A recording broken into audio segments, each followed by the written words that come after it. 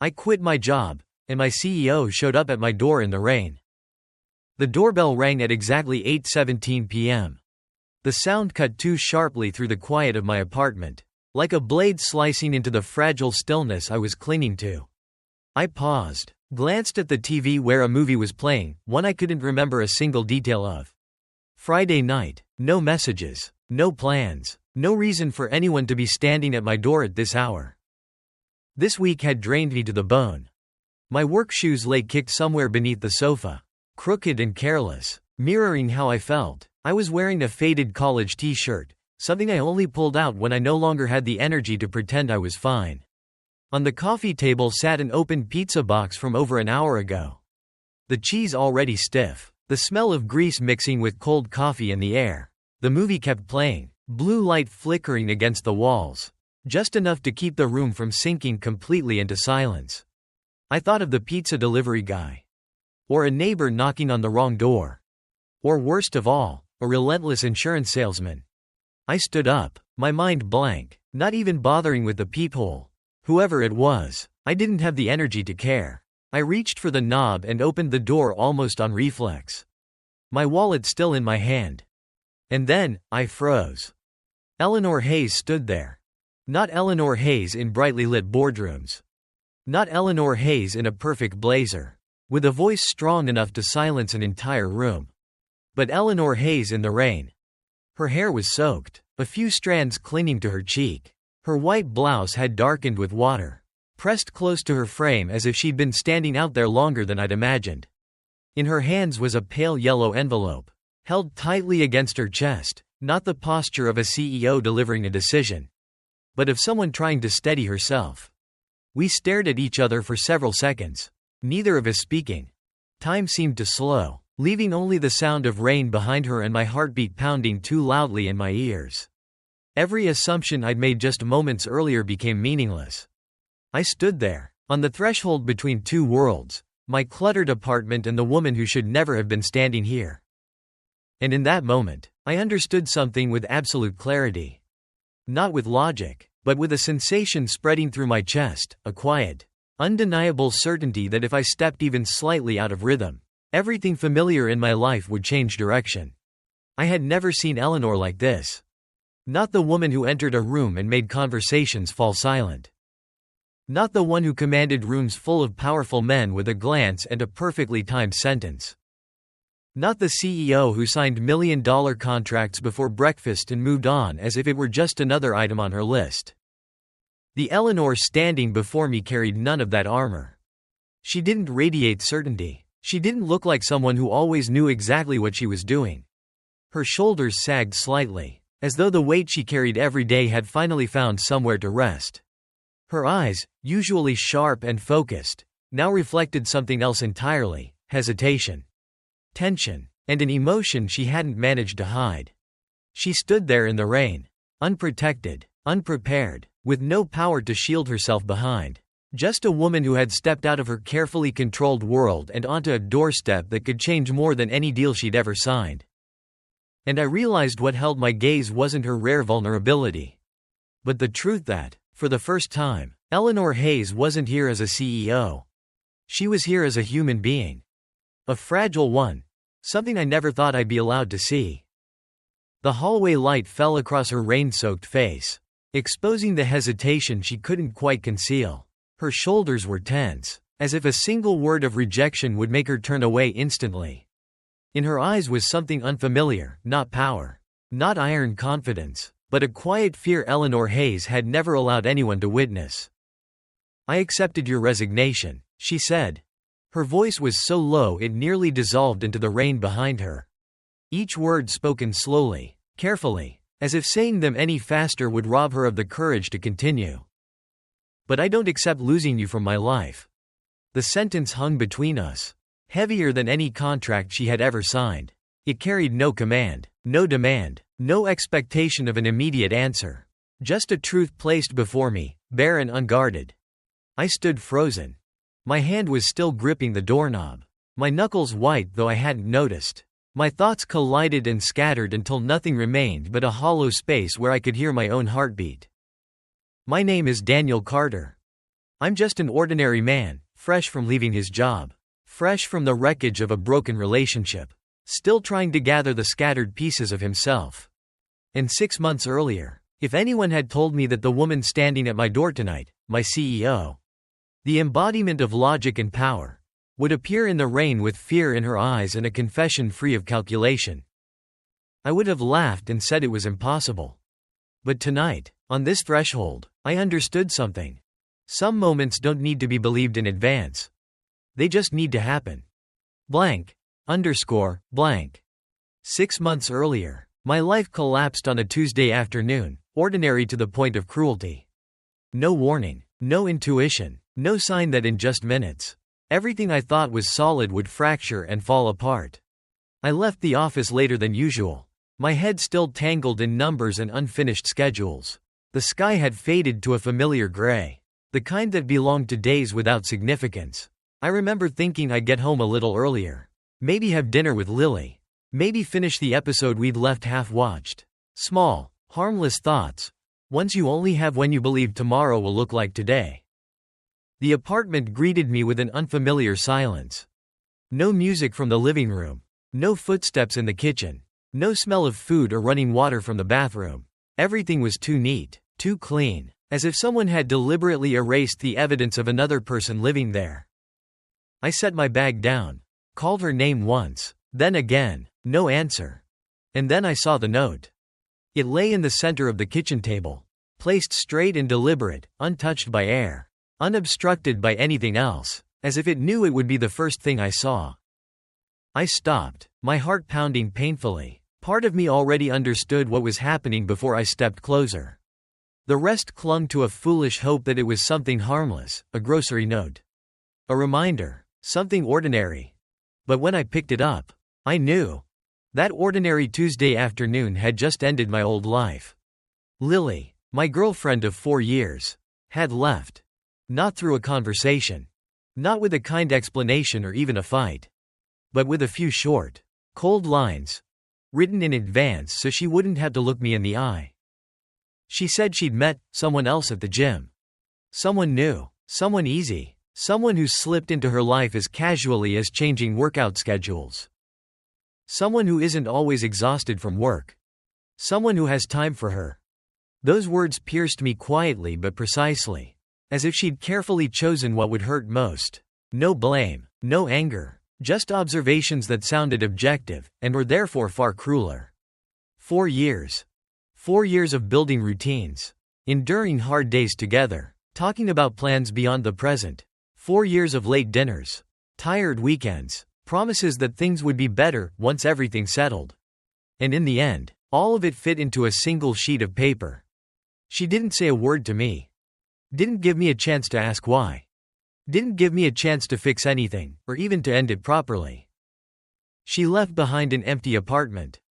And the bitter realization that while I thought I was building a future, she had quietly stepped out of it long ago. That night, I sat on the bare bedroom floor, my back against the wall, staring at invisible gaps, where her wardrobe had been, the chair she used to sit on to tie her shoes, the small bedside lamp she'd brought from her old place. The room still smelled like her perfume, but the person attached to it was gone. We had talked about marriage. About a house. About a future I believed was waiting for us. And on a single Tuesday afternoon, it all became past tense. The next morning, I got up on time, put on my shirt and tie, and went to work at North Star Systems as if my life hadn't just split in two. I'd been there 5 years. Rising from a junior operations manager to director of operations. The work was complex and crushing, every decision affecting hundreds of people and millions of dollars. But once I had loved it, it gave me the sense that I controlled something in a world that so easily slipped through your hands. The company's founder and CEO was Eleanor Hayes. She'd started it all in a garage 12 years earlier. Now North Star had over 300 employees and contracts with the largest manufacturers in the country. Eleanor could look at a production line and spot a flaw others would take weeks to find. She remembered every detail, and she expected, almost demanded, that everyone around her be just as sharp. I had always respected her. But 2 years earlier, When I was promoted and began working directly with her every day, things changed. She brought coffee for both of us each morning, exactly right. Without asking. She laughed at my terrible jokes about machinery and processes, even though I knew they weren't funny. And late at night, when the office was empty except for white lights and the hum of air conditioning, she leaned against her desk, kicked off her heels, and talked about her childhood, her dreams, and her quiet fear of whether she was building something meaningful, or just a machine that never stopped. Those moments tightened something in my chest in a way I refused to name. But Eleanor was my boss. And I was in a relationship. So I did the only thing a responsible, or cowardly, man would do. I buried those feelings deep, pretending that if I never looked straight at them, they would never grow. Blank. Underscore, blank. When I finally broke, after Lily left, I was certain work would be where I completely fell apart. I expected mistakes, irritability, an inability to carry the decisions I once handled so calmly. Instead, Eleanor called me into her office. She wasn't sitting behind her desk. She stood by the window, arms folded, morning light softening her face. When she turned to me, there was no judgment in her eyes, no authority, just genuine concern. "I heard what happened," she said. Her voice was gentler than I'd ever heard in 2 years of working together. "I'll adjust your schedule. 3 days remote. Deadlines pushed 2 weeks. I'll handle the rest." I stood there, stunned. In Eleanor Hayes's world, everything was measured by performance and results. Yet here she was, placing my humanity before my output. And then, the late-night calls began. At first, they were strictly work, numbers, plans, quick check-ins before bed. But at some point, the calls stopped ending when the problems were solved. They drifted to books, to motorcycles, to dreams we'd never spoken aloud.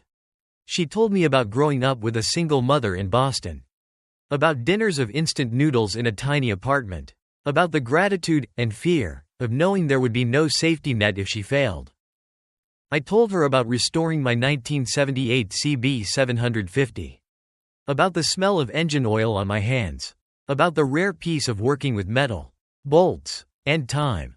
The calls stretched for hours. No one wanted to hang up first. There were long silences that weren't uncomfortable, just two people breathing in the dark of separate rooms. And by the time I realized I was in danger, it was already too late. Because I began to wait. Waiting for my phone to vibrate at 10 p.m. Waiting for her name to appear on the screen. Waiting for that calm, steady voice to say my name. As if somewhere out there, someone was waiting for me to exist. Blank. Underscore, blank. Then Northstar merged with Ironclad Manufacturing, a deal large enough to consume anyone at its center. And that person was me. I was put in charge of the entire operational integration. 2 systems, 2 cultures, hundreds of anxious people waiting for answers I was supposed to have, even when I didn't. Workdays stretched to 14 hours. Then 16. Coffee replaced meals. Messages replaced sleep. I lived by calendars and survived on adrenaline. Mistakes crept in, small at first, almost harmless. A late email, a misaligned figure, a decision that should have been reviewed one more time. I saw them, but I no longer had the strength to fix everything. During one video meeting, I completely lost my bearings.